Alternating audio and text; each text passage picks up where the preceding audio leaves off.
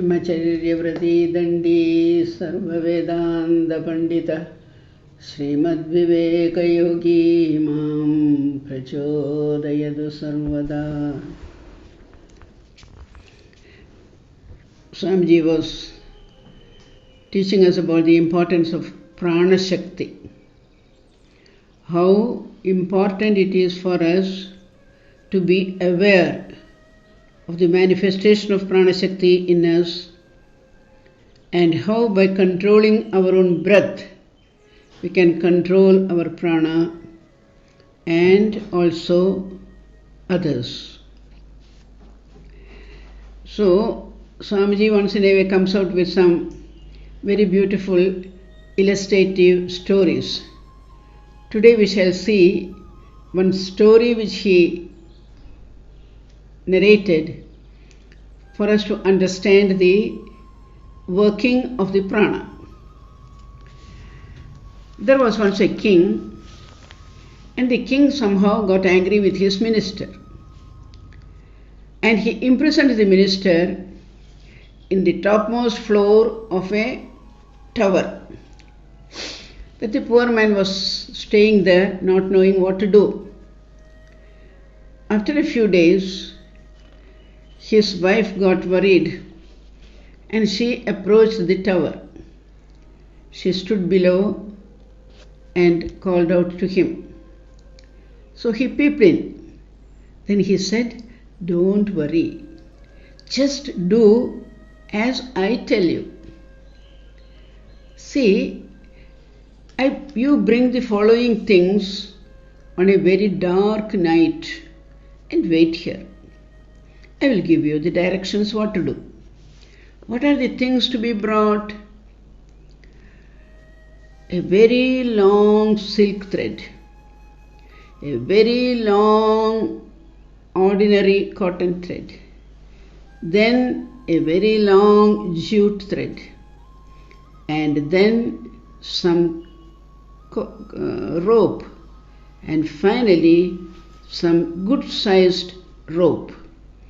Then one beetle, living beetle, and a drop of honey. You come with all these things, don't worry, I know how to escape from here. Minister was a very clever man. So on a dark night, which fell immediately thereafter, the wife came with the following things. So he said, "Now you do as I tell you. Put a drop of honey on the beetle's, what is this called, it's this thing, no? Horns, beetle's horns, sort of. Put a drop of honey there, tie the silk thread to its feet, and put him upward moving onto the tower's wall." And she did as was told. Fortunately, she was a very obedient wife. She didn't provoke him to say, "You first tell me what I should do, then I will do." Not such a wife. A wife who was very, very obedient and loving. She did as it was told. And smelling the honey, which she did not know from where it was coming, that it was on its own horns, the beetle started moving up. And it moved up, up, up, up, drawing the silk thread with its unknowingly. And finally, it reached the tower window. So the minister pulled the beetle inside, then told the wife, "Now you tie the cotton thread onto the tip of the silk thread." She did. And he very carefully pulled the silk thread, and finally he got hold of the ordinary thread. Then he said, "Now you tie the next one, the jute thread." She did. He pulled out, finally got the jute thread. Now you put the small rope. She did, the thin rope. He pulled it up. Finally, he told, now you tie that strong rope to this tiny rope, thin rope. And slowly and patiently, he pulled out the rope, tied the rope to the window of the tower, and coolly came out of that window. So, naturally, he escaped. So, Swamiji says, what is the story, moral behind it? We cannot find a better example which illustrates so beautifully the power of pranayama. We heard the other day the outer wheel that takes the first impact of the air and it conveys down to the down. So this outer wheel, breathing, is like the outer wheel of the huge body mission. The outer wheel moves first and transfers the movement to smaller and smaller wheels. At last, the subtlest part of the machine also starts responding. Breathing is that outer wheel. It energizes all the limbs of the body.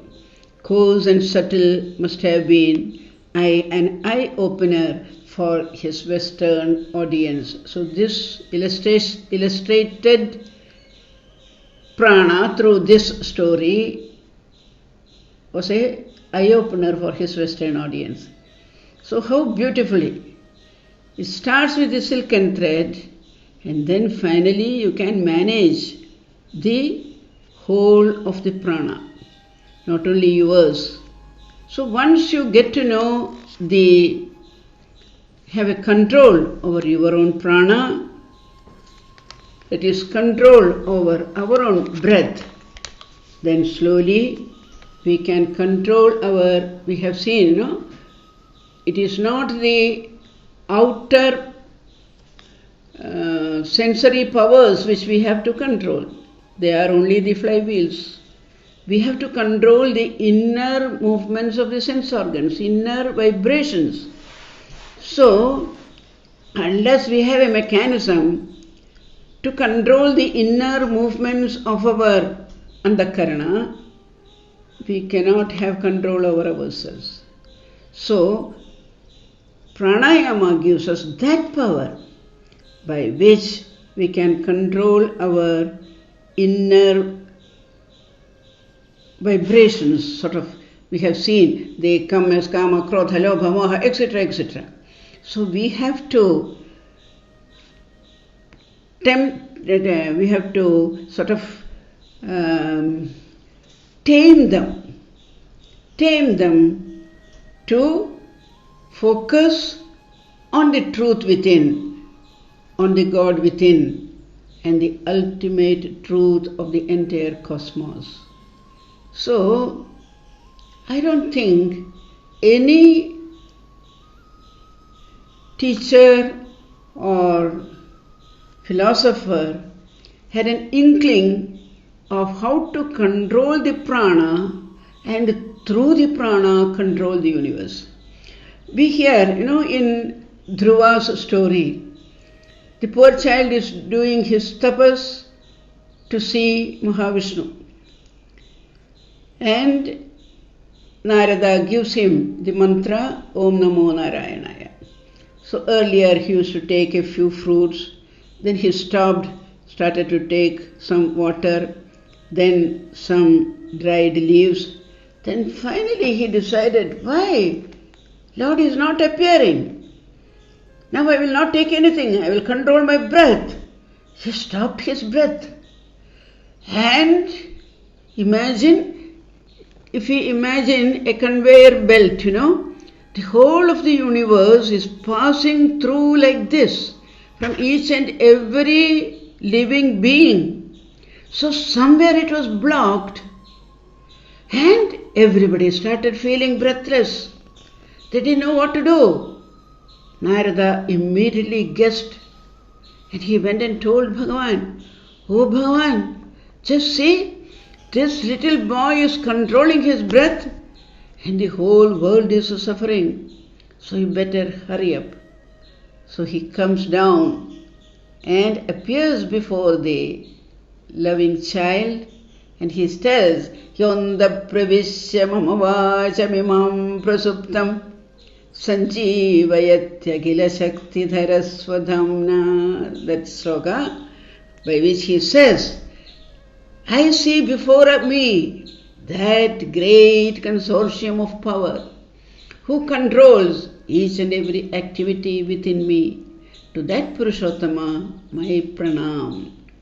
So, that is the way for us to meditate on prana and get it under our control.